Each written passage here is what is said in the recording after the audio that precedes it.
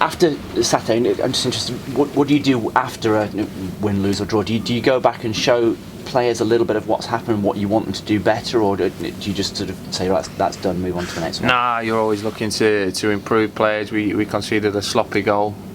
It was an ugly game of football Saturday, one that we wanted to be on the end of a 1-0 win instead of a 1-0 defeat. The game could have gone either way. I would say the games, especially professional level, the games are won on fine lines all the way through the leagues, and we're a decision away from a blatant two-handed push in the back of Billy Bowden from getting a certain penalty to going 1-0 up, and no doubt we'd have probably seen the game out, and they're the fine lines you go through.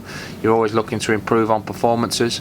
We're having a bit of a dip in our away form at the minute with 3 straight defeats, so we're disappointed about that, but we're back onto our own game tomorrow night. So what do? Do you sort of get a little clip of the goal and say, right, this is what you should have done, kind of thing? Yeah, of course. Listen, it's about educating players all the time of what we could have done better, but the being end all is you can't take that mistake away. The hesitancy in our box and not picking the player up.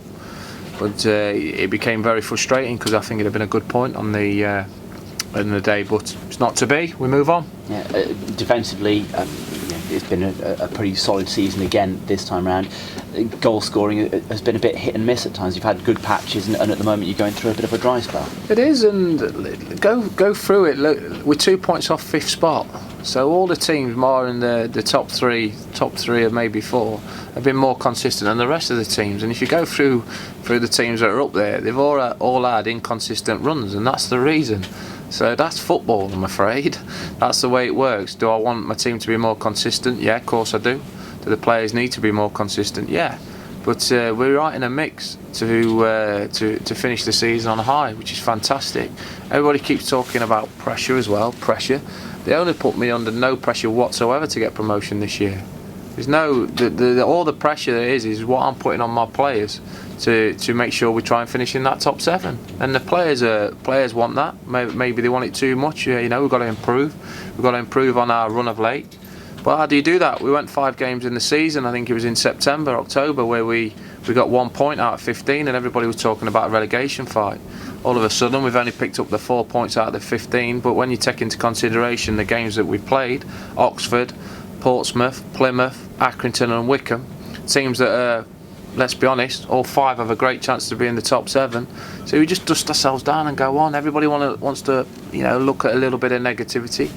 We'll dust ourselves and make sure we try and get a positive reaction tomorrow night. And if we don't get that tomorrow night, make sure we get one Saturday, and we just keep going, keep plodding on, trying to move forward. Yeah, and you mentioned there, every team has their bad runs. What you have been good at since you've arrived is keeping them relatively short and then going on a good run afterwards. Is there a key to turning it around? Let me put it into context. 8 away wins. Yeah. Club hasn't had that since 2000.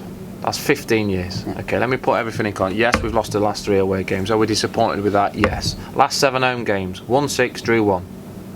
That's in context, okay? The reason why we're not more comfortable in the top 7 is for one reason and one reason only, is we started too late to kick our own form off, which, touch wood, we continue.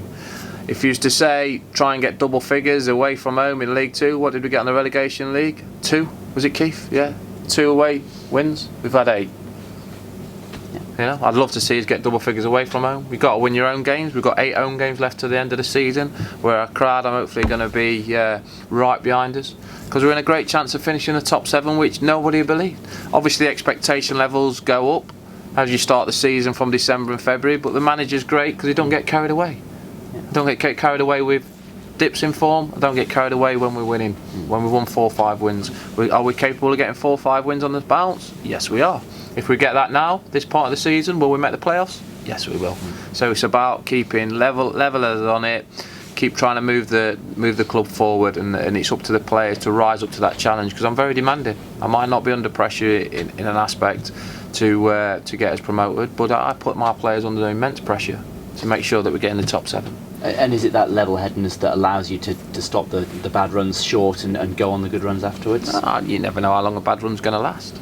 All the time you're working on trying to get the next 3 points, but the bad run's on the away performances, not on the home performances, which I'm trying to make a point as. So we've got to be full of confidence and on the front foot, taking on a team that's fighting for survival, that's going to give us a right good game. But we've got to go into our own game full of confidence, and why shouldn't we be? So, realistically, Hartlepool, the position they're in the table, they're not going to come out and attack you, are they? Have you seen the DVDs? Have you? No, but I've seen them play earlier in the season. And Have you? Early in the season, they've changed the shape of Craig Ignat. They play a 4-3-3 and they play a lot more attack-minded and counter-attacking football.